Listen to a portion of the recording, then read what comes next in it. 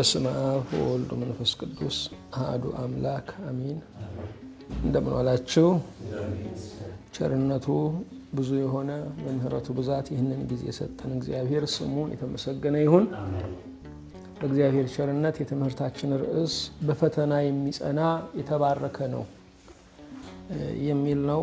የሐዋርያው ያዕቆብ መልእክት ምዕራፍ 1 ቁጥር 12ን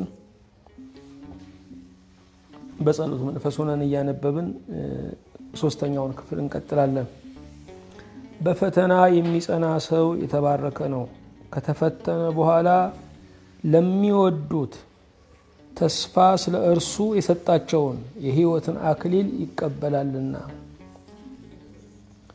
ሁሉን የያዘ ሁሉን የምትገዛ የጌታችን የመድኃኒታችን የኢየሱስ ክርስቶስ አባት እግዚአብሔር ሆይ እናመሰግንሃለን።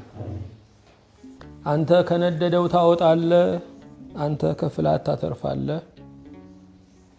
አንተ በሞት ጥላ መካከል የሕይወት የደህንነት ዋስትና ትሰጣለህ።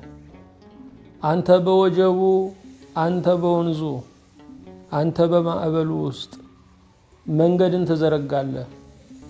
የዘመናት ቅዱስ እግዚአብሔር ሆይ የተዘጉ ደጆች ሁሉ ለአንተ ክፍት ናቸው፣ ጥቁር ቀኖች ሁሉ ለአንተ የፈኩ ናቸው። በመቃብር ላይ ሕይወትን፣ በሲኦል ላይ ትንሣኤን ታውጃለህ። ከዘላለም እስከ ዘላለም ድረስ ብሩክ ስምህን እናመሰግናለን። እኛ የአንተ ነን፣ አንተም የእኛ ነህ። በእውነት የምትወደን እንደምትወደንም እርግጠኛ የምንሆነው በአንተ ብቻ ነው። የዛሬው ሕይወታችን የነገም ተስፋችን አንተው ነህ። ለዘላለምም የምንጠጋ አይሰለቸንም የምንልህ ወዳጃችን አንተው ነህ። እኛ የክርስቶስ ነን፣ ቤተ ክርስቲያንም የክርስቶስ ናት። አምላካችን እግዚአብሔር ሆይ በእውነት እናመሰግንሃለን። የማንንም ደመወዝ የማታስቀር እግዚአብሔር፣ ያገለገሉህን ለስም ክብር የቆሙትን በቃላቸውና በአንገታቸው የመሰከሩልህን ሁሉ ዋጋቸውን የምትከፍል ተፈትነው ላለፉ ሁሉ የሕይወት አክሊልን ያዘጋጀህ ታላቁ እግዚአብሔር በእውነት እናመሰግንሃለን። ትእዛዝህ ሁሉ ለእኛ የሚጠቅም ነው። ትእዛዝህ ሁሉ ተፋቀሩ የሚል ነው። ትእዛዝህ ሁሉ በውስጣችን ደግነትህን ላስቀመጥክበት መንፈሳችን እርካታ የሚሆን ነው። ትእዛዝህ ሁሉ አንተን የምንመስልበት፣ ጠላትን ድል የምንነሳበት ነው። ትእዛዝህ ሁሉ ቀኑን የምንገዛበት፣ ነገን የምናበራበት ነው። አምላካችን ሆይ ዛሬ እንዘራለን፣ ነገ እናጭደው ዘንድ ደግሞ ለበጎ ሥራ ስለምታነቃቃን ትእዛዝህ ዘር ነው፣ ትእዛዝህም መኸር ነው። በእውነት እናመሰግንሃለን። አምላክ እግዚአብሔር ሆይ የጠራሃቸው ገብተዋል፣ ኑ ያልካቸውም ደርሰዋል። ሞት ሳይቀድማቸው የተናጠካቸው አንተን አውቀውሃል። አንተ ኃይለኛ ነህ፣ አንተ ብርቱ ነህ። አንተ በጨለማ ላይ ብርሃን ይሁን ብለህ የምታውጅ አምላክ ነህ። ከሞት ወደ ሕይወት ስለፈለሱት ወገኖቻችን እናመሰግንሃለን።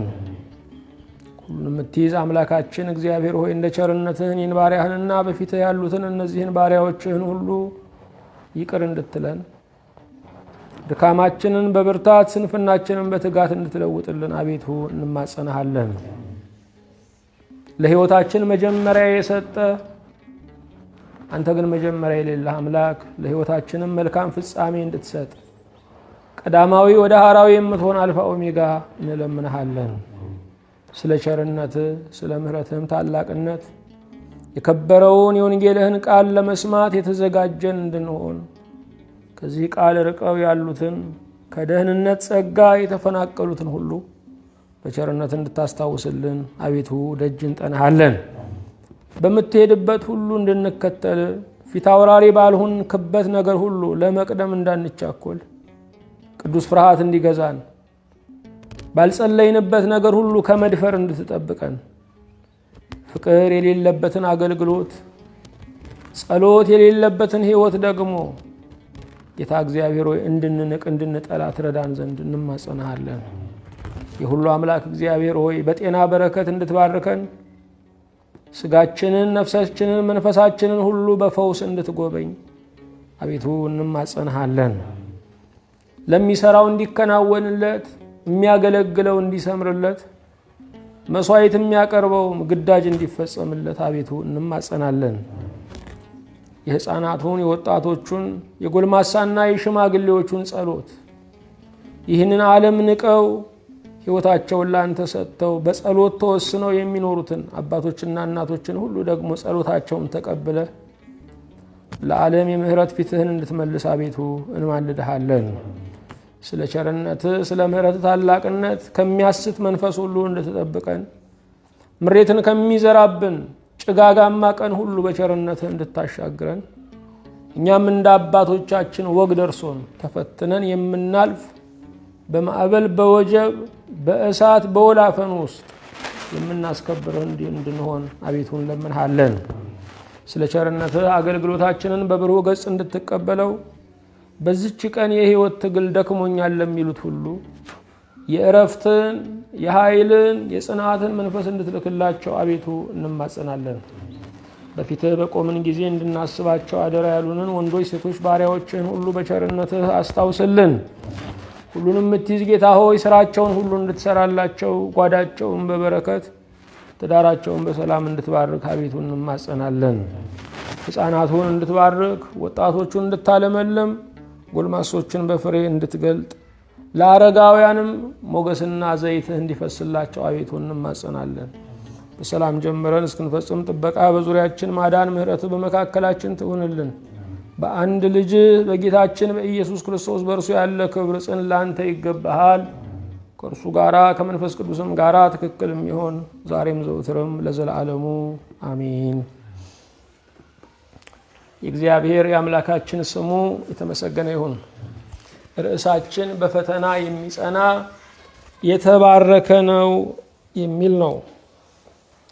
የሰው ልጆች ለማን ላውራ የሚሉበት የመተንፈስ ረሃብ ላይ ያሉበት ዘመን ነው። ከዚህ በፊት የማታውቁት ከዚህም በኋላ የማታገኙት ሰው ድንገት መንገድ ላይ ገጥሟችሁ 2 ደቂቃ ስታዋሩት የ20 ዓመት ብሶቱን የ30 ዓመት ጓዳውን ይገልጥላችኋል። የሰው ልጆች እንደ ተቀባበለ መሳሪያ ብሶታቸውና ጉዳታቸውን ለመናገር በጣም በዝግጅት ላይ ነው ያሉት። የሰውን ሁሉ ችግር መፍታት አንችልም። የራሳችንንም ችግር መፍታት አልቻልንም። ነገር ግን ሰዎችን ከማድመጥ የበለጠ አንረዳቸው። እግዚአብሔር ሆይ ውስጤን ገንባውና መንፈሳዊ ጥንካሬ ስጠኝና ያንተ ጆሮ ሆኜ ብሶተኞችን ለመስማት ለማዳመጥ መተንፈሻ ለመሆን አብቃኝ ብለን መጸለይ ያለብን። 75% የሰው ልጆች በመናገር ነው የሚድኑት። 25%ቱ ምክር ሊሆን ይችላል። እምናዛቸው የተለያዩ መድኃኒቶች ሊሆኑ ይችላሉ። የሰው ልጆችን በማዳመጥ ለማዳን ዛሬ መዘጋጀት አለብን። የራሳችን ችግር ላይ በማፍጠጥ ችግራችን የሚወገድ ነው የሚመስለን። ነገር ግን ይፋፋማል እንጂ አይበርድም። የሌሎችን ችግር ለመፍታት ስንነሳ እግዚአብሔር የኛን ችግር እየፈታው ይመጣል። በህይወት ውስጥ መሟላት ያለው እኔ ለእናንተ እናንተ ለእኔ ስትኖሩ ነው። በህይወት ውስጥ መሟላት ያለው እኔ ለእናንተ እናንተ ለእኔ ስትኖሩ ነው። ለሌሎች መጸለይ ለራስ ማጉደል አይደለም፣ በእጥፍ መቀበል ነው። የራስን ህመም ትቶ ስለ ሌሎች ህመም ማሰብ ፈውስን በእጥፍ መቀበል ነው።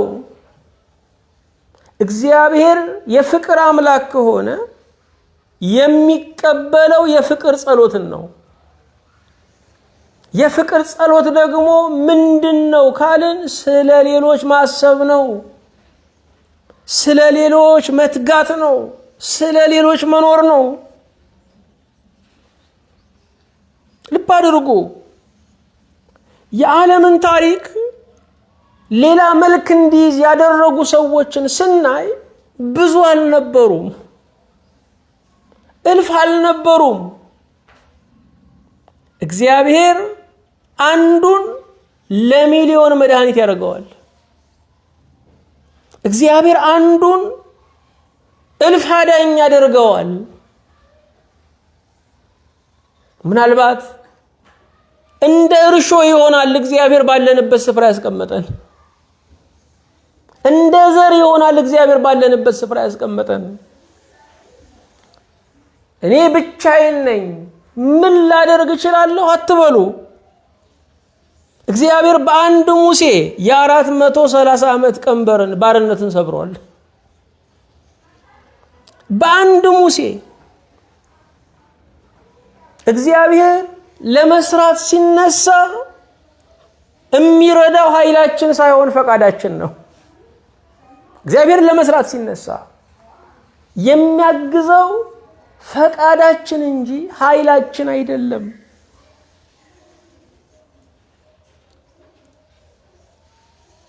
በዚህ ዓለም ላይ በበጎ አድራጎት የተገለጡ ሰዎችን ስናይ በጣም ጥቂቶች ናቸው። በብልጥግናቸው አይደለም፣ በድህነታቸው ብዙ ረሃብተኞችን አጥግበዋል። ቤት ሳይኖራቸው ለሚሊዮኖች ቤት ሰርተዋል። በዓለም ላይ ትልቁ ነገር አቅርቦት አይደለም፣ የቸርነት ልብ ነው። አቅርቦት ቀላል ነው፣ አዛኝ ልብ ግን ውድ ነው። ልብ ካዘነ ጉልበት አይገድም። ልብ ካዘነ ጉልበት አይከዳም። ልብ ካዘነ ጉልበት ኃይል ይጨምራል። በህይወታችን ውስጥ እግዚአብሔር ለሌሎች በማዘን እንዲባርከን በእውነት መለመን አለብን። ዛሬ ወዳጆች አይተዛዘኑም፣ ባለትዳሮች አይተዛዘኑም፣ ጎረቤቶች አይተዛዘኑም፣ መሪና ተመሪ አይተዛዘኑም። ይህን ሁሉ ትርምስ፣ ይህን ሁሉ የቁስል ስፋት የምናየው ባለመተዛዘን ነው። አንድን ሰው በእውነት እንደምትወዱት የምታረጋግጡት ስታዝኑለት ነው። ምንም አይሆንም እባክህ ካልን አንወደውም ያን ሰው። በልቶ ይሆናል ካልን አንወደውም ያንን ሰው። ምክንያቱም ፍቅር የሚወደው ሰው እንደበላ ሳይሆን እንዳልበላ ነው የሚሰማው። እንዳገኘ ሳይሆን እንደሌለው ነው የሚያስበው። ያምጣ ሳይሆን ምን ልስጠው ነው የሚለው። ፍቅር እንዳለን ማረጋገጫው ለምንወደው ሰው እናዝናለን ወይ ነው። ስለዚህ ዛሬ እኛ ሐዘኔታ የሚያስፈልጋቸው ብዙ ምስኪኖች አሉ። በቤታቸው የምንለካቸው ግን ህብረታቸው የፈረሰባቸው ሰዎች አሉ። ብዙ ህንፃዎች ቆመዋል፣ ውስጣቸው ግን የፈረሰ ኑሮ ነው ያለው። ሰዎችን የምንለካቸው በጌጥ በልብሳቸው ነው፣ በቁመና በሰውነት ጥንካሬያቸው ነው። ውስጣቸው ግን ተፍረክርኳል። ዛሬ እግዚአብሔር ጆሮ አውሱኝ ይለናል። ለእግዚአብሔር ጆሮ ሆነን ብሶተኞችን መስማት አለብን።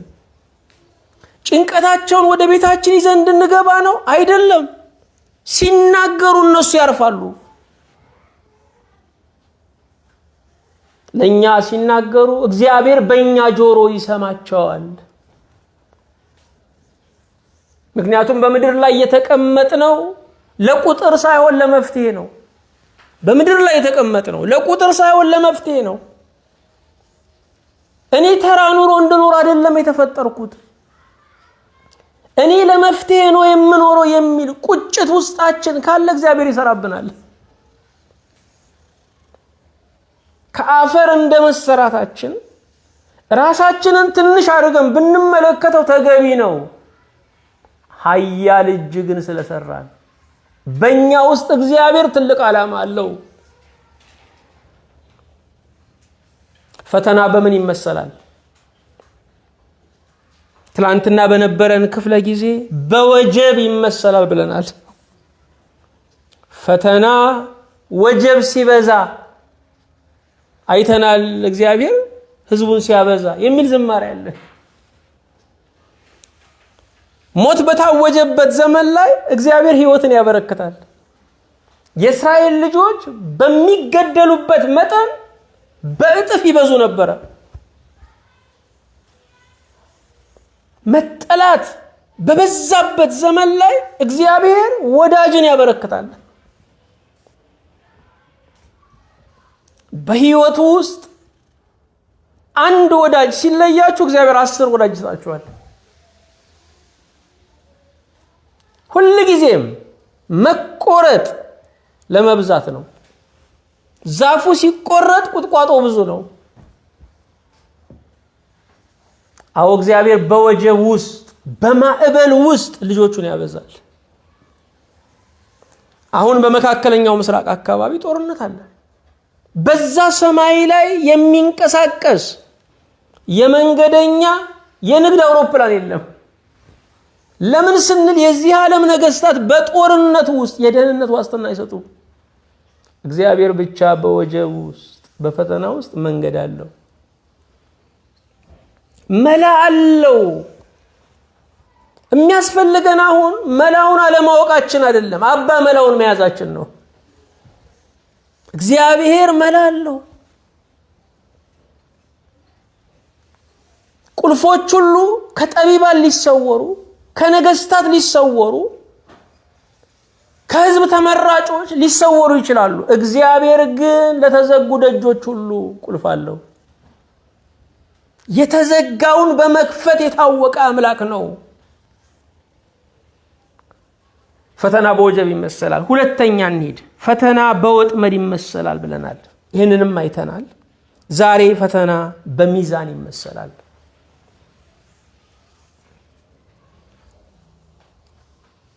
ፈተና ሲመጣ እኛ እንመዘናለን። ፈተና ሲመጣ በዙሪያችን ያሉ ሰዎች ይመዘናሉ። 3 ደቂቅን ወደ እቶን እሳት የጣሉ ሰዎች እቶን እሳት ውስጥ የገቡት ሳይቃጠሉ እዳር ላይ ያሉት ወላፈኑ ገደላቸው። አንዳንድ ጊዜ ፈተናችሁ እናንተን ሳይጥላችሁ ወዳጆቻችሁን ይጥላቸዋል። እናንተ ለተጎዳችሁት፣ እናንተ ለጠቆራችሁት፣ እናንተ ለተገፋችሁት የሚሸሻችሁ ይበዛል። ደካማ ወዳጆች ወላፈኑ እናንተን ሳያቃጥል፣ እቶኑ እናንተን ሳያቃጥል ወላፈኑ እነሱን ይገድላቸዋል። በአይን የሚያዩን ወዳጆች በጆሮ ይለኩናል። በአይን የሚያዩን ወዳጆች በጆሮ ይለኩናል። እቅርባችን የነበሩት ርቀው ቀስት ይወረውሩብናል። ምክንያቱም አጠገብ ሆኖ ቀስት መወርወር አይመችም። ርቀት ሆነው ቀስት ይወረውሩብናል። ፈተና የኛ መመዘኛ ነው። ፈተና የወዳጅ መመዘኛ ነው። ክፉ ቀን አይምጣ ሰው እንዳላጣ ይባላል። ክፉ ቀን ወዳጆቻችንን ሁሉ የሚያጣራ ወንፊት ነው። ክፉ ቀን እስካልመጣ ድረስ ተግበስብሰን ነው የምንጓዘው። ክፉ ቀን ማለት ውድማ ነው። ምን ማለታችን ነው? ገለባና ስንዴ የሚለይበት ነው። ክፉ ቀን ማለት ሰፌድ ነው። ምን ማለታችን ነው? ስንዴና እንክርዳድ የሚለይበት ነው። ፈተና በሚዛን ይመሰላል። ሚዛን ምንድን ነው? መግባቢያ ነው። አንድ አይነት ቀለም ያላቸው ወፎች በአንድነት ይበራሉ። ሰማዩን ብትመለከቱ ሁሉም ከመሳዩ ጋር ነው የሚበረው። ፈተና መከራ ሲመጣ እንደናንተ ከሚፈተኑ ሰዎች ጋር መግባባት ትጀምራላችሁ። የስኳር ታማሚዎች ማህበር፣ የምን ታማሚዎች ማህበር አለ አይደለ? መከራ ራሱን የቻለ መግባቢያ ቋንቋ ያመጣል። እጠበል ቦታ ያለ ፍቅር የትም ቦታ አታገኙትም። ሆስፒታል ያለ ፍቅር የትም ቦታ አታገኙትም። እስር ቤት ያለ ፍቅር የትም ቦታ አታገኙትም። የሰው ልጅ ፍቅርን ምቾት ሲነጥቀው ፈተና ግን ይመልስለታል። ያ ጠበልተኛ እሱን ከሚመስል ታማሚ ጋር ይግባባል፣ ይዋደዳል፣ ይተዛዘናል። የኔ ምግብ መጥቷል ብላ ይባባላል። ፈተና ሚዛን ነው። ሚዛን መግባቢያ ነው። ከሱቁ ሰውዬ ከገዢው ጋራ መግባቢያው ምንድነው? መተማመኛው ሚዛን ነው። ሚዛን ሁለተኛው መተማመኛ ነው። በፈተና ውስጥ በመከራ ውስጥ ያገኛችሁትን ሰው ታምኑታላችሁ። ለምን? በጎዶሎ ቀን ሙሉ ሆኖ አይታችሁታል። አንዳንዴ ህይወታችንን የምንሰጣቸው ሰዎች በመንግስታት ደረጃም ነው በመፈንቅለ መንግስት ጊዜ ከነሱ ጋር አብረው የቆሙትን ያላስደፈሯቸውን መሪዎች ህይወታቸውን ለነሱ ይሰጣሉ። ፈተና ምን ያመጣል? መተማመን ያመጣል። ወዳጃችንን ፍጹም የምናምነው በመከራ ቀን አይተነው ነው። ሚዛናውንም ከሚዛን በኋላ ዋጋ አለው። አንድ ነገር ይመዘናል። ተመዝኖ ካበቃ በኋላ ወዲያው ምን ይደረጋል? ክፍያ አለ። ፈተና አብሮት ምን ይዞ መጥቷል? ዋጋ ይዞ ይመጣል። ክፍያ ይዞ ይመጣል። ሚዛንም በሚመለከት ገዢውም ሲጠራጠር ሻጩም ሲያሳምን የሚሉት ነገር አለ። ሚዛን ለራስ ነው። በፈተና ሰዓት ላይ ከዛ ሰው አጠገብ መቆማችን ውለታ አይደለም፣ መታመን ለራስ ነው። የቆምኩት ለዛ ሰውዬ አይደለም፣ ለኔ ክፉ ቀን የቆምኩት። እግዚአብሔር አንዳንድ ጊዜ ዕዳዎችን በዋዜማ ያስከፍለናል። የኔ ዕዳ ነገር የሚመጣ ከሆነ ዛሬ በወንድሜ ለቅሶ ላይ በወንድሜ ጉዳት ላይ ዕዳዬን እንድከፍል ያደርገኛል። ወገኖቼ በህመማችሁ በስብራታችሁ ጨርሶ የማትጎዱት በሌሎች ህመምተኞች በሌሎች ሰባራዎች ላይ ልቤ እንዳልጨከነ እርግጠኛ ነኝ ስትሉ ነው። ኢዮብ በዚህ ነው ተጽናናው። በሌሎች ሐዘን ላይ ሐዘንተኛ ነበርኩኝ አለ። በሌሎች ስብራትና የለቅሶ ቀን መገኘት የልቡ ሙላት ይሰጣል። ይሄ ብቻ አይደለም፣ ሚዛን ልክ ለመሆን ይርገበገባል። ተርገብግቦ ነው ልክ የሚሆነው። ወደ ልክነት እስክንመጣ ብዙ መንቀጥቀጥ አለ። ትክክለኛው ነገር ላይ እስክንደርስ ድረስ ብዙ መርገብገብ አለ። ከእውነት ጋር እስክንወግን ድረስ ብዙ መርገብገብ አለ። ልክ የሆኑ ነገሮች በዋጋ ነው የሚገኙት፣ በመስዋዕትነት ነው የሚገኙት፣ ከብዙ ፍርሃት በኋላ ነው የሚገኙት። ለእውነት የቆሙ ሰዎች አይታችኋል። ብዙ ቀኖች ብዙ ሌሊቶች ከራሳቸው ጋር ተሟግተዋል። ስለዚህም በውሸት ከምኖር በእውነት መሞት ይሻለኛል ብለው ቆርጠው የወጡ ናቸው። እንዴት ደስ ይላል ወገኖቼ! በሽታ የሚበላውን እድሜ፣ ጥይት የሚወስደውን እድሜ ለእውነት ማዋል መታደል ነው። ሚዛን ለእግዚአብሔር ነው።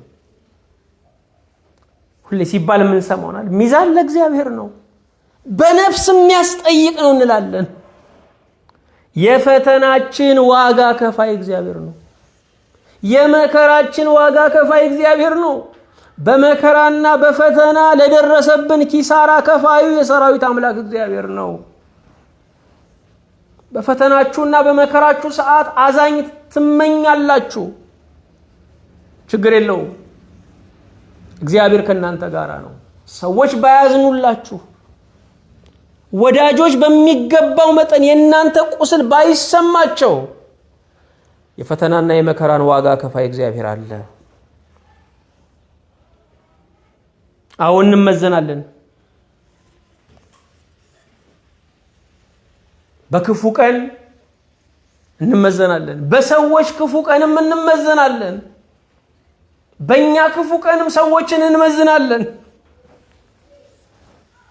ዝም ብሎ ከመኖር የፈተና ቀኖች አስፈላጊ ናቸው።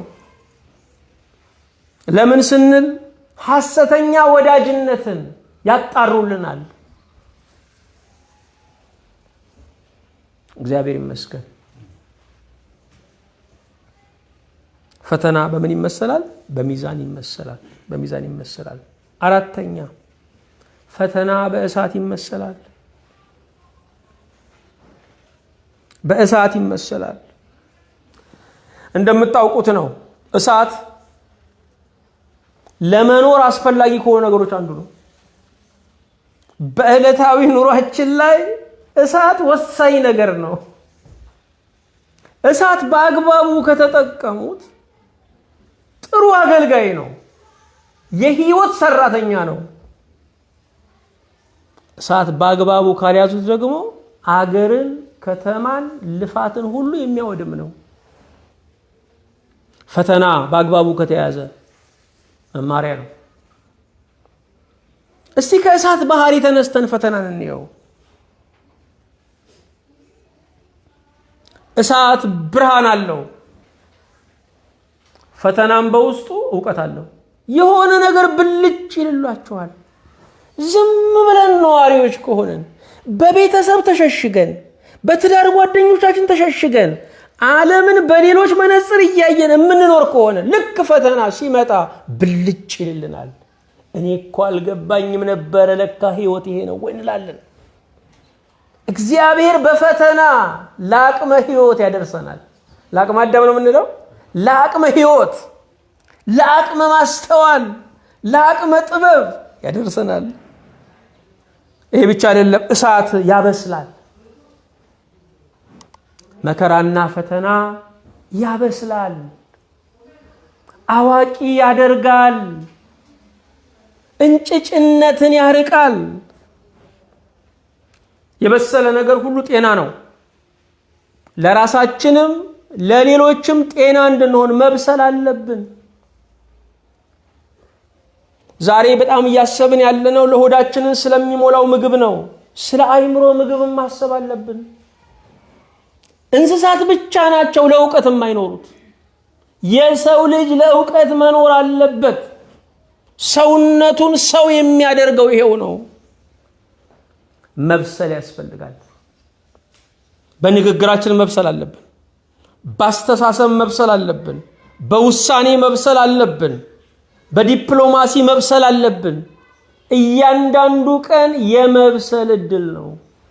ከተጠቀምንበት፣ ካነበብን፣ ከሚበልጡን ሰዎች ጋር ከዋልን፣ ህይወትን ማስተንተን ከቻልን፣ ይሄ ነገር ለምን መጣብኝ ብለን መጠየቅ ከቻልን እያንዳንዱ ቀን የመብሰል እድል ነው።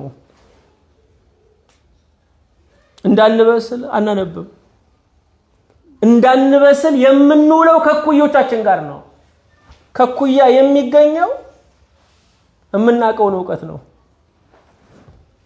ከኩያ ጋር የምታወሩት ትዝታን ነው። ያኔ ትዝ ይላል ልጅ እያለን፣ ያኔ ትዝ ይልሻል ያኔ ተማሪ ቤት እያለን ነው። ትዝታ ነው የሚወራው። ስለ ወደፊት የሚወራው ከሚበልጡን ጋር ነው።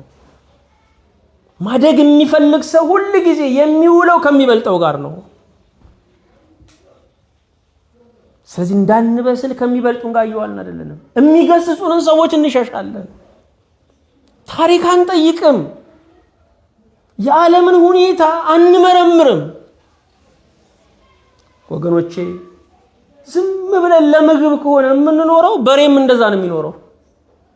በጠዋት ይነሳል፣ ለእርሻ ይወጣል፣ ቀኑን በሙሉ ይለፋል፣ ሲመለስ ሳር ይሰጠዋል። ከበሬ ያለፈ ህልውና ያስፈልገናል። እሳት ያበስላል። ፈተና የሚመጣው እንድንበስል ነው። እግዚአብሔር አያቃጥለንም፣ ግን ያበስለናል። እኛ ተቃጠልኩ ነው የምንለው፣ እግዚአብሔር ደግሞ በሰላችሁ ነው የሚለው። አሁን ፈተናችንን በሚመለከት እኛ ተቃጠል እንላለን። ብንቃጠልማ ተቃጠልኩም አንልም ነበረ። ተቃጠልኩ ለማለትም መኖር ያስፈልጋል። እኛ ተቃጠልኩ እንላለን፣ እግዚአብሔር ደግሞ በሰላችሁ ይለናል። እሳት ይለያል። እሳት ይለያል። እሳት ከትላንት አስተሳሰባችሁ፣ እሳት ከአጉል ባልንጀሮች፣ እሳት ከአጉል ርዕዮተ ዓለም ይለያል። ወርቅን ከአፈር የሚለየው ምንድን ነው? እሳት ነው። እሳት ነው። ሰምና ወርቁን ሲባል ሰምታችሁ ታውቃላችሁ አይደል? ሰምና ወርቁን እንዳለ ሰሙ ይሄ ነው። ምን ማለት መሰላችሁ? ሰሙ ቀላጭ ነው፣ ኃላፊ ነው። ወርቁ ግን በእሳት ውስጥ ጸንቶ የሚቆም ነው። ስለዚህ ሰሙን ከወርቁ የሚለይልን ምንድን ነው? እሳት ነው። ፈተና ነው። ፈተና ነው። አንዳንድ ደካማ የሚመስሏችሁን ሰዎች ዘመዶቻችሁን ጠራ አድርጋችሁ እንዲህ አይነት ችግር ገጥሞኛል፣ ካንተ ከወንድሜ ካንቺ ከወንድሜ የተሻለ ሰው የለኝም፣ መፍትሄ ፈልጉ በሏቸው። እልም ነው የሚሉት። አትገናኙም። ምክንያቱም የኛን አይስክሬም ብቻ እየላሱ መኖር የሚፈልጉ ሰዎች አሉ። የሳቃችን ወዳጆች ናቸው፣ የለቅሳችን ወዳጅ መሆን አይችሉም።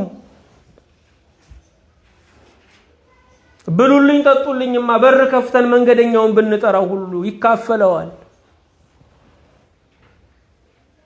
እውነተኛ ሰብዕና በሰው አርብ ላይ እንደ እመቤታችን እንደ ዮሐንስ መገኘት ነው። የመስቀሉ ወዳጅ መሆን ነው። ሁሉም ሰው አርብ አለው ወገኖቼ፣ ሁሉም ሰው እሁድ አለው። ምናልባት ዛሬ ለእናንተ አርብ ሆኖ እንደሆነ ለነገሌ ግን እሁድ ነው። ስለዚህም ትንሣኤው ላይ የዋሉ የአርብ መከረኞችን ማጽናናት አለባቸው። ዛሬ ለእኛ እሁድ ትንሣኤ ሆኖ እንደሆነ አርብ ለደረሰባቸው ማረጋጋት አለብን።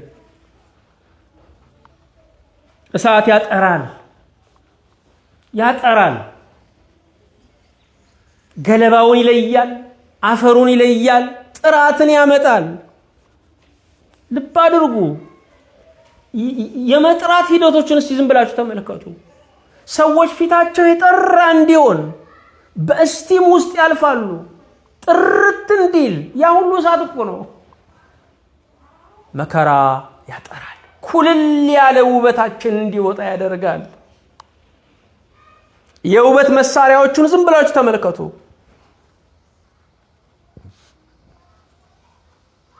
የሴቶች ጸጉር ቤትን ዝም ብላችሁ ባይምሯችሁ አስቡ። ወንድ መግባት መቼም ክልክል ነው።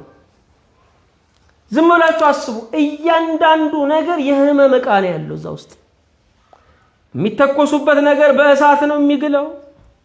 መቆረጥ ነው ያለው፣ መፋቅ ነው ያለው። በሙሉ የውበት ነገር በሙሉ ከህመም ጋር የተያያዘ ነው። ውበት ያለ ህመም አይገኝም። መንፈሳዊ ውበት ያለ ህመም ያለ ፈተና አይገኝም። እሳት ያክማል፣ ያክማል። በሰው መቀስ በሰው መቁረጫ ጸጉር ልትቆረጡ ስትሉ እንድትረጋጉ እሳት ውስጥ ያስገባዋል ሰውየው። ያ ጸጉር ቆራጭ ያስገባዋል። ትረጋጋላችሁ። ለምን? ታክሟል። የህክምና ዕቃዎች ከአንድ ጊዜ በላይ ጥቅም ላይ የሚውሉ እሳት ውስጥ ነው የሚታከሙት።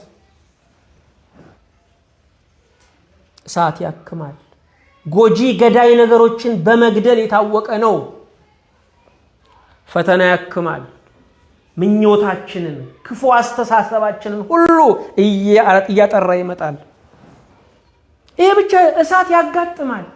የተለያየውን አንድ ያደርጋል፣ አንድ ያደርጋል። ብየዳ የሚሰሩትን ታዩ የለ?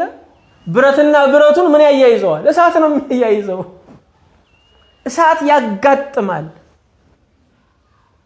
ልክ መከራ ሲመጣ የተጣሉ ዘመዶች ይታረቃሉ። እስራኤላውያን ይባላል። እስራኤላውያን አንድ እንዲሆኑ ተባብረው እንዲቆሙ ጠላት መኖር አለበት። ጠላት ከሌለ እርስ በርሱ የሚካሰስ ማህበረሰብ ነው። እርስ በርሱ የሚገፋፋ ነው። እሳት ያጋጥማል። የተለያየው ምን ያደርጋል? አንድ ያደርጋል። ለዘመናት ለነገሩ የተካደ ልጅ እኮ የሞት ቀን ነው የሚመጣው። የሞት ቀን ወንድምህ ይጨመራሉ፣ ጭማሪ ይመጣል።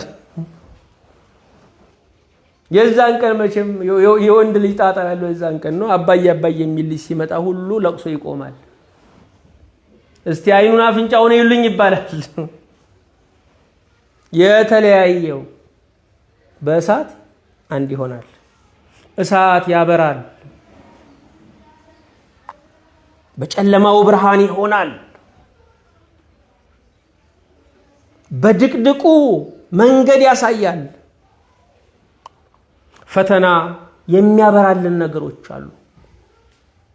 የት ነው ያለሁት? ምን እያደረኩኝ ነው?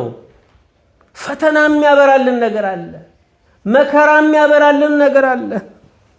ወገኖቼ ዛሬ በእጃችን የያዝነውን ነገር የያዝነው ጠላቶቻችን ወይም ወዳጆቻችን የተናገሩን የጠላትነት ቃል ነው። ወዳጆቻችን የተናገሩት የጠላትነት ቃል ለካ እንደዚህ ነው እንዴ ግምቴ። ሰው እንሆናለን፣ ይበራልናል። እግዚአብሔር የሚያሳድገን እየገፋን ነው፣ እየገፋን ነው። መገፋት መቆርቆዝ አይደለም፣ ቦታ እዚህ አይደለም፣ እልፍ በል ነው። እሳት የበላውን ደግሞ አይበላም። ሰደድ እሳቶች ሲነሱ የሚደረገው ነገር ምን መሰላችሁ? እሳቱ የበላውን ይሰበሰብና መንገዱ ላይ ይደረግለታል፣ ይከስማል። ለምን? እሳት የበላውን አይበላም። ልብ አድርጉ። በምንም መንገድ የትላንት ፈተናችሁ አይደገምም። ከተማራችሁበት አይደገምም፣ ሌላ ነው የሚመጣው። ስለዚህ መከራችሁ እንዳይደገም ትፈልጋላችሁ፣ ተማሩበት። የመከራ ማገጃው የንጉስ ቃል የጀነራል ቃል አይደለም። የመከራ ማገጃው መማር ነው። ካልተማርን እየደገመ ይመጣል። ተማሪው ካላጠና ያምናውን ትምህርት ዘንድሮም ይማራል እዛው ደግሞ። መከራ በእሳት ብቻ አይደለም፣ በሰፌድ ይመሰላል። ጌታ ኢየሱስ ክርስቶስ ምስጉን ጌታችን ምን አለ? ስምዖን ጴጥሮስ ሰይጣን እንደ ስንዴ ሊያበጥራችሁ ለመነ አለ። በቃ የዛሬን ተውልኝ እኮ ነው፣ እባክህን እንደው ጴጥሮስን ላንቀርቅበው፣ እምነትህ እንዳይጠፋ አለ። ልብ አድርጉ። ጌታ እምነታችን እንዳይጠፋ ይጨነቅልናል። ገንዘባችን አይደለም፣ ውበታችን አይደለም፣ ስልጣናችን አይደለም፣ እምነታችን እንዳይጠፋ። የከሰርነውን ነገር ሁሉ በእምነት እናገኘዋለን። የእምነት ኪሳራ ግን መድህን የለውም፣ ኢንሹራንስ የለውም። ወገኖቼ በምንም ነገር ክሰሩ፣ ሃይማኖትን አትክሰሩ። ሃይማኖት ብንወድቅ የምንነሳበት ምርኩዝ ነው። በጨለማ ውስጥ ብንሆን እንደገና የምናበራበት ተስፋ ነው። የተስፋ ፓውዛ ነው። እምነትህ እንዳይጠፋ፣ በፈተናችን ሰዓት እምነታችን እንዳይጠፋ መጸለይ ያለብን። ገንዘቡ ነው ይሄድ፣ ከኛ በኋላ የመጣ ቀድሞን ቢሄድ ምን ይደንቃል? ገንዘብ ቢሄድ ገንዘብ ይመጣል፣ ወዳጅም ቢሄድ ወዳጅ ይመጣል። እምነት እንዳይጠፋ በፈተና ሰዓት መጸለይ ያለብን። እምነቴን ጠብቅልኝ።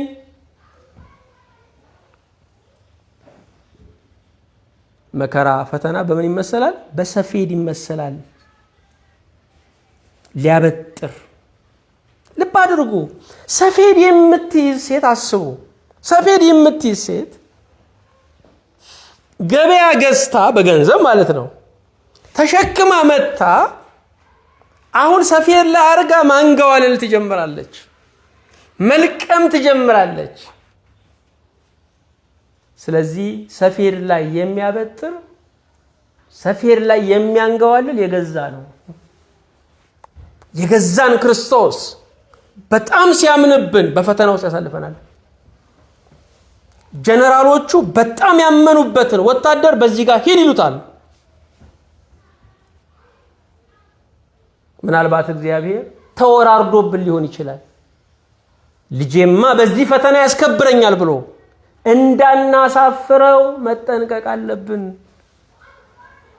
ሰፌድ መበጠር አለው። ፈተና ያበጥራል። መበጠር ቀላል እንዳይመስላችሁ። ከፍ እያሉ መውደቅ ነው። አንዳንዴ ከከበርን በኋላ እንዋረዳለን። አቦ አቦ ያለን ሁሉ የውሻ ቆዳ አልብሶ ክፍ ክፍ ይለናል። የከበቡን በሙሉ ይበተናሉ።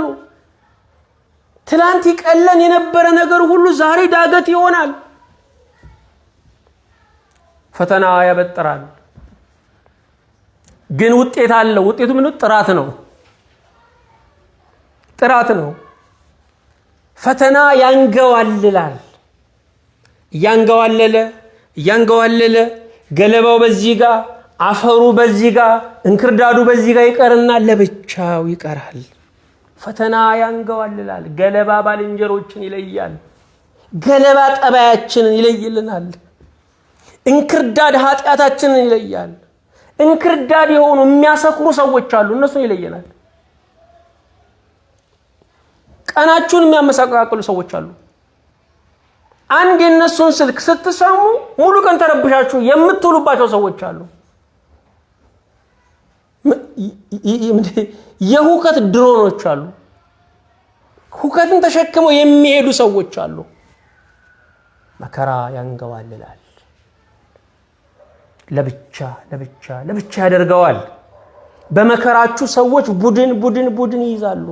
እዚህ ጋር አንድ ቡድን፣ እዛ ጋር አንድ ቡድን፣ እዛ ጋር አንድ ቡድን ይይዛሉ። መሃል ላይ ሰፈን እንቀራለን። መሃል ላይ ተንገዋለን እንቀራለን። ሰፌድ አሁንም በውስጡ ምን አለው? የመለየት ስራ ይሰራል። በሰፌድ ላይ እንክርዳድና ስንዴ ይለያያሉ። ከራሳችን እንክርዳድ ጠባይ ካላቸው ሰዎች እንለያያለን። መከራ ጨካኝ ነው ወገኖቼ። እያስለቀሰ ነው የሚያስተምረን። ነፃ የትምህርት ዕድል አሁን ተቀምጣችሁ የምትማሩት ነው። በመከራ ግን እየከፈላችሁ ትማራላችሁ። ነፃ የትምህርት ዕድል የተጠቀመ ሰው በነፃ ይማራል። የእግዚአብሔር መደበኛ የትምህርት አሰጣጡም ይኸው ነው። እምቢ ያለ ሰው ደግሞ እየከፈለ ይማራል። ሰፌድ ላይ አሁንም መቀነስ ያመጣል። 50 ኪሎ ጤፍ ስትገዙ ሲበጠር ሲጸዳ 48 ነው የሚገባው። ማነስ አለ፣ ግን ጥራት አለ። መከራ ይቀንሳል። መከራ ሲመጣ ብዙ ወዳጆች አይቀጥሉም። ብዙ ነገሮቻችን አይቀጥሉም። ጥርት እያለ ነው የሚመጣው። ውስን ሰው ነው የሚቀረው። ድሮም ከኛ ጋር ያልነበረ አሁን ሲሄድ ለምን የሚደንቀን ወገኖቼ? ድሮም ከኛ ጋር ያልነበረ ሰው አሁን ሲሄድ ለምንድን ነው የሚገርመን? ከኛ ጋር የነበሩማ ያሳለፉት ጊዜ ስለሚቆጫቸው አብረውን ይጓዛሉ። ይሄ ብቻ አይደለም። እኛ ለተጎዳን ሰዎች ይበልጥ ብሶተኛ ከሆኑ ልናግዛቸው አንችልም። ይሄ ብቻ አይደለም። በሰፌድ ላይ ያለ ስንዴ ለመብሰል ይዘጋጃል፣ ለጥጋብ ይዘጋጃል። እግዚአብሔር በፈተና ውስጥ እኛን ለብስለት ለሌሎች ጥጋብ ያሰናዳናል። ለአምላካችን ለእግዚአብሔር ምስጋና ይሁን። ፈተና በወጀብ ይመሰላል፣ በወጥመድ ይመሰላል፣ በሚዛን ይመሰላል፣ በእሳት ይመሰላል፣ በሰፌድ ይመሰላል አለ። ቀጥሎ ደግሞ የምናየው ፈተና ከየት ይመጣል ነው። ፈተና ለስሜታችን ከመሸነፍ ይመጣል። ስለዚህ ዋነኛው የፈተና መምጫ ውስጣችን ነው።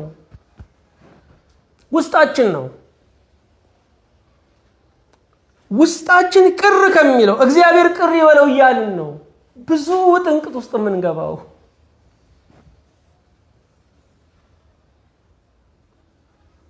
የእግዚአብሔር ትእዛዝ እንቅልፍ ነስቶን የኛ ምኞት አስተኝቶን አያውቅም። ምኞታችን ያልጠራ ስለሆነ ለቀን ሰላም ለሌሊት እንቅልፍ ይነሳናል። መከራ ፈተና ከስሜታችን ይመነጫል። የምንፈልገው ነገር ምንድን ነው? አሁን የሚያስቅ ነገር አግኝተን ደስ እንዲለን የምንፈልገው አይደለም። የምንፈልገው ሁሉ የቅጠል እሳት ነው። ለጊዜው ይነዳል የሚጠፋ ስሜት ማለት ይኸው ነው። የቅጠል እሳት ነው። የቅጠል እሳት ፍም የለውም። የቅጠል እሳት አመድ የለውም። ስሜትን የሚቆረቁር ነገር ብቻ ነው የምንፈልገው። አብዛኛው የዓለም ሕዝብ የሚገዛው ለስሜቱ ነው። ይህ የምታዩት በሚሊዮን የሚሰባሰበው በሚሊዮን ተሰብስቦ የሚያደንቀው ነገር ስሜት ነው። ክርስቲያን ለእውነት መኖር አለበት። ፈተና ከየት ይመጣል? ከሰዎች ይመጣል። ሰዎች ወደ ክርስቶስ እንዳንቀርብ ይታገሉናል፣ ይፋለሙናል። ትላንትና ተስፋ ቢስ ስንሆን፣ ትላንትና ሞትን ስንከጅ፣ ትላንትና ለማምለጥ ብለን መጠጥ ውስጥ ስንደበቅ ያልገሰጹን ሰዎች አሁን ስንጸልይ ይገስጹናል። አሁን ወደ ቤተ ክርስቲያን ስንሄድ ይታገሉናል። ሰይጣን በረከታችንን አይደለም የሚዋጋው፣ ህይወታችንን ነው። ብዙ ጊዜ የማይገባን እሱ ነው። እኛ ክርስቶስን ክደንለት ሚሊዮነር እንድንሆን የሚፈልገው ሰይጣን። እኛ ክርስቶስን ክደንለት የዓለም ባለስልጣን እንድንሆን የሚፈልገው ሰይጣን። የሚዋጋው ህይወታችንን ነው፣ ህይወታችንን ነው። ጸሎትን በሚመለከት አጠገባችን ያሉት ሁሉ ይታገላሉ። ቤተሰቦቻችን ይታገላሉ። እምነታችንን በሚመለከት ይታገሉናል። በብዙ ውሳኔያችን የሚስማሙ፣ በዚህ ግን አይስማሙም። ይህ ብቻ አይደለም ወገኖች፣ ደግነታችን ራሱ ፈተና ይገጥመዋል። አንዳንድ ጊዜ እግዚአብሔርን ደስ ይበለው ብለን የደግነት ስራ ስንሰራ ደግነታችን አድራሻ ካደረጋቸው ሰዎች ጦር መወርወር ይጀምራል። የዚያን ጊዜ ብልህ መሆን አለብን፣ ማስተዋል አለብን። ከጌታዬ መንገድ ሊያወጣኝ ነው፣ የአምላክን ስራ ሊያስቆ አላቆምም፣ ይሄን ማለት አለብን። አንድ እናት ሲነግሩኝ እህቴ በምን ላስደስታት ብዬ አሰብኩ። ለልጆቼ ብዙ አላረኳሉ። እህቴን በምን ላስደስታት፣ በምን ትደሰትልኝ ብዬ በዛ ዘመን ትልቅ የሚባል ቦታ ላይ ነው 500 ካሬ እዚህ አዲስ አበባ ላይ የታወቀ የሀብታም ሰፈር ላይ በ500 ሺህ ብር ገዛሁላት አሉ። ደስ ይበላት እህቴን ብያሉ። ሳይ ምንም የደስታ ፊት አላየሁም አሉ። አይዞሽ አጥሩን ነው እንደገና ፍሸ ደግሞ እሰራልሻለሁ እንዳይከፋሽ ስላሉ፣ አይ ደግ ስለሆንሽ ያደረግሽልኝ መሰለሽ? ካልሰጠሽ እጅሽን ስለሚበላሽ ነው። ሱሰኛ ስለሆንሽ ነው ሱሳም ብላይ ጥላኝ ሄደቻሉ። በህይወቴ ያዘንኩበት ቀን ነው፣ የተሰበርኩበት ቀን ነው አሉ። ምናልባት ደግነታችሁን ሰዎች እንደ ሱሳም እንደ ሱሰኛነት እጃችሁን እንደሚበላው ነገር ሊቆጥሩት ይችላሉ። ጥንቃቄ አድርጉ። ሰዎች ይጉዷችሁ እንጂ ክፉ አያድርጓችሁ። ሰዎች ይጉዷችሁ ምንም አይደለም። ቢጎዱ ገንዘባችሁን ነው የሚወስዱት፣ ልብሳችሁን ነው የሚቀሙት። ግን ክፉ አያድርጓችሁ። የሰይጣን ተጨማሪ ደቀ መዝሙር አያድርጓችሁ። ፈተና ከየት ይመጣል? ከሰይጣን ይመጣል። ከሰይጣን ይመጣል። ሰይጣን ጸላኤ እግዚአብሔር ነው፣ እግዚአብሔርን አይወድም። ሰይጣን እኛን ኃጢአት የሚያሰራን የኛ ኃጢአት እሱን ስለሚቀድሰው ከተጠያቂነት ነፃ ስለሚያደርገው አይደለም። እግዚአብሔርን ለማሳዘን ነው። የሰይጣን ዋነኛ ጠላትነቱ ከእግዚአብሔር ጋር ነው። ሰይጣን ማለት ምንም በጎ ነገር የሌለው ማለት ነው። ጸላኤ ሰናያት የበጎ ነገር ተቃዋሚ ነው። ከሰይጣን ፈተና ይመጣል። ሰይጣን ምስጋና ቢስ በመሆን ይዋጋናል። ተቀብለን እንዳልተቀበለ እንድናጉረመርብ ያደርገናል። አንዳንድ እናቶቻችን እድሜያቸው በጣም ከፍ እያለ ሲመጣ ምሳ ሰጥታችኋቸው ሌላኛው ልጅ ቀጥሎ ሲመጣ በረሃብ ሊገሉኝ ነው ይላሉ። በልተን አልበላሁም እንድንል ያደርገናል። ይሄ ብቻ አይደለም፣ ሰይጣን በዋናነት ተስፋችንን ይዋጋል። ተስፋ መቁረጥ ሲሰማችሁ ሰይጣን በወኪል ሳይሆን ራሱ ወርዶ እየተዋጋችሁ ነው። ለተስፋ መቁረጥ ሰይጣን ጭፍራ አይልክም፣ ራሱ ነው የሚመጣው። ተስፋችን እግዚአብሔር ነው። ፖለቲካው ይዋዥቃል፣ ኢኮኖሚው ይዋዥቃል፣ ሰዎች ይዋዥቃሉ፣ ስሜቴ ይዋዥቃል፣ ጤናዬ ይዋዥቃል፣ ገቢዬ ይዋዥቃል። ግን ተስፋ እግዚአብሔር ነው። የተስፋን ህንፃ ሊሸከም የሚችል መሰረት እግዚአብሔር ብቻ ነው። የተስፋን ህንፃ ገንዘብ መሸከም አይችልም። ሰዎች መሸከም አይችሉም። ፖለቲካ ርዕዮተ ዓለም መሸከም አይችልም። የኛ ተስፋችን አሜሪካ አይደለችም።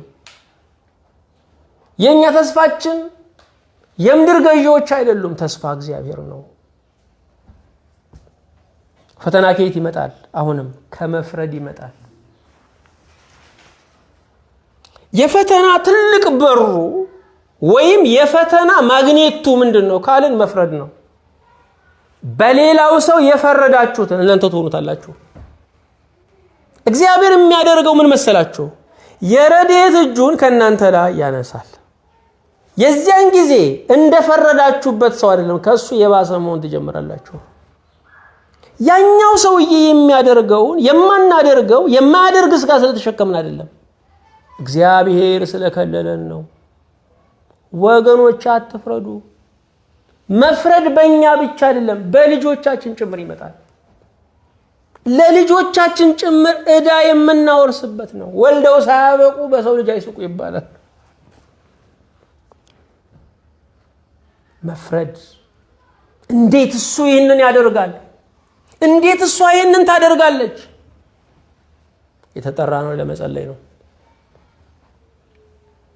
ነጋችንን አናቀው ወገኖቼ። አንድ ቀን ረጅም ነው። እኔስ ጨርሻለሁ ብላችሁ እንዳትመኩ። አንድ ቀን ረጅም ነው። አንድ ቀን መካጃ ነው። አንድ ሰዓትም እንደ ፈያታዊ ዘይመን ማመኛ ነው። አንድ ቀን ሩቅ ነው። አንድ ቀን 1000 ዓመት ነው። በአንድ ቀን የካደ ሰው የ1000 ዓመት እድሉን ያበላሸው። አትፍረዱ። ፈተና እንዴት ይመጣል? አሁንም ትንሽ እንቀጥል እስቲ። ፈተና እንዴት ይመጣል? የመጀመሪያ የኃጢአት ውጤት ሊሆን ይችላል።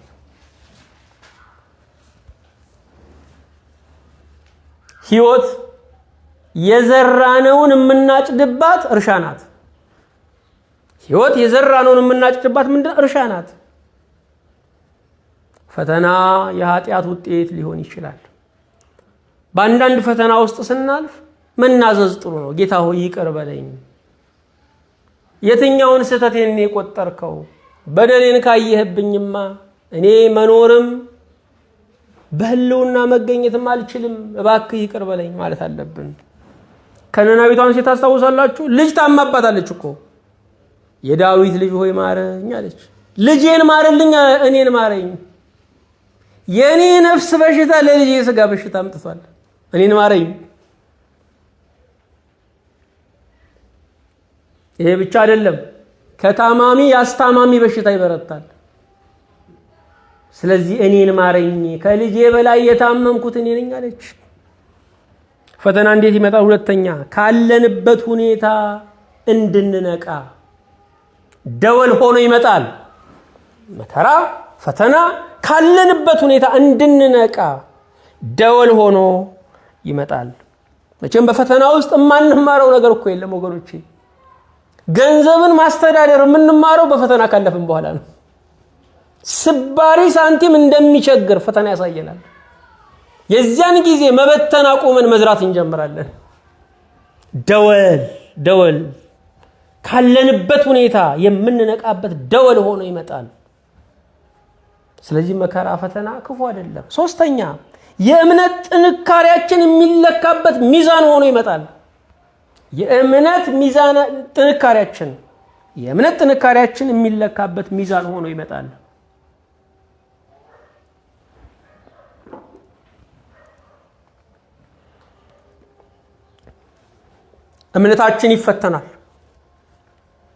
እምነታችን ይፈተናል።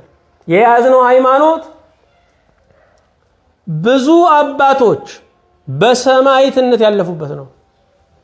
ጣዕመ ዓለምን ንቀው የመነኑበት ነው። ዋጋ የተከፈለበት ሃይማኖት ነው።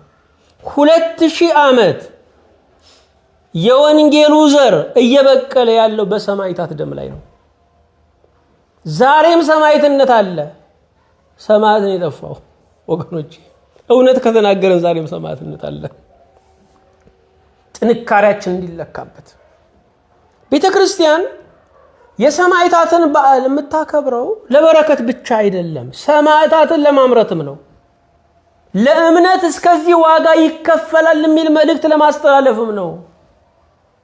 የጊዮርጊስን፣ የቅዱስ መርቆሬዎስን፣ የሌሎቹንም ሰማዕታት ቅዱስ እስጢፋኖስን ቀዳሚ ሰማዕት በዓል ሲከበር ለበረከት ብቻ አይደለም፣ ሰማዕታት እንዲወለዱም ነው።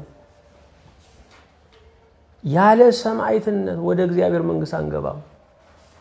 ወደ እግዚአብሔር መንግስት በብዙ መከራ እንገባ ዘንድ አለን። በጣም እግዚአብሔርን የሚፈሩ ሰዎች በበሽታ ተሰቃይተው ሲሞቱ ታያላችሁ። ለምን? እግዚአብሔር ለሷ ይሄን ለምን አደረገ? ያለ ሰማዕትነት አይገባም። እግዚአብሔርን የሚወዱ ሰዎች በብዙ ትግል ውስጥ በብዙ መጨናነቅ ውስጥ ያልፉ ታያላችሁ። ሰው ይሸከመዋል የማትሉት ናዳ ሲወርድባቸው ታያላችሁ። በትዳራቸው፣ በልጆቻቸው። ለምን? ያለ ሰማዕትነት ወደ እግዚአብሔር መንግስት አይገባም። ስለዚህ እግዚአብሔር ህመሙን፣ ጉዳቱን እንደ ሰማዕትነት ይቆጥርላቸዋል። በሰማይ ደግሞ ሊሸልማቸው። እግዚአብሔር ይመስገን። አራተኛ ለሚፈተኑት እንድንራራ። ምናልባት ፈተናው የመጣው ለሚፈተኑት እንድንራራ ሊሆን ይችላል። ስለዚህም እስረኛን መጠየቅ፣ የታመመ መጎብኘት፣ የተቸገረን መርዳት ማድረግ አለብን። ፈተናው እየቀለለ ይመጣል። አምስተኛ ጸጋ እንዲበዛልን ነው። መከራ፣ ፈተና ባለበት ጸጋ ይበዛል። ስድስተኛ ትዕግስታችን ለሌሎች ማስተማሪያ እንዲሆን። እገሌን አታዩትም? ይሄ ሁሉ ሆኖበት፣ ይሄ ሁሉ ልጅ ቀብሮ፣ ይሄ ሁሉ የትዳሩ ጉዳት ደርሶበት፣ ይሄ ሁሉ ንብረቱን ተወርሶ፣ ይሄ ሁሉ ስሙ ጠፍቶ፣ ይሄ ሁሉ ከሀገር ተሰዶ ዛሬም በእምነቱ ነው ያለው። አያችሁ፣ እግዚአብሔር ትዕግስታችንን ለሌሎች መማሪያ ለማድረግ ይፈልጋል። ስለዚህ በፈተና ያሳልፈናል። ሐሳቡ ረቂቅ ለሆነው ከክፉ ነገር ውስጥ በጎ ነገር ማውጣት ለሚችለው ለእግዚአብሔር ምስጋና ይሁን። አቤቱ እናመሰግናለን። ድንቅ አድራጊ ሕያው ጌታ ከፍ ከፍ እናደርጋለን። ወደ ሕይወት፣ ወደ እውነት፣ ወደ ዘላለም ምስጢር ደግሞ ሁሉ ጊዜ ስለምትስበን ልባዊ ምስጋና እናቀርብልሃለን። ስለሰጠን ጊዜ ተመስገን። እኛም ጌታ ሆይ እንደ አባቶቻችን እንደ ነቢያት፣ እንደ ሐዋርያት፣ እንደ ሰማዕታት፣ እንደ ደናግል፣ እንደ መነኮሳት ወጉ ደርሶን ጌታ ሆይ ጸንተን የምናስከብር የሕይወት አክሊል የምንቀበል እንድንሆን እንለምንሃለን። በጌታችን በመድኃኒታችን በኢየሱስ ክርስቶስ በእርሱ ያለ ክብር ጽን ላንተ ይገባሃል። ከእርሱ ጋራ ከመንፈስ ቅዱስም ጋራ ትክክልም ይሆን ዛሬም ዘውትርም ለዘላለሙ አሜን።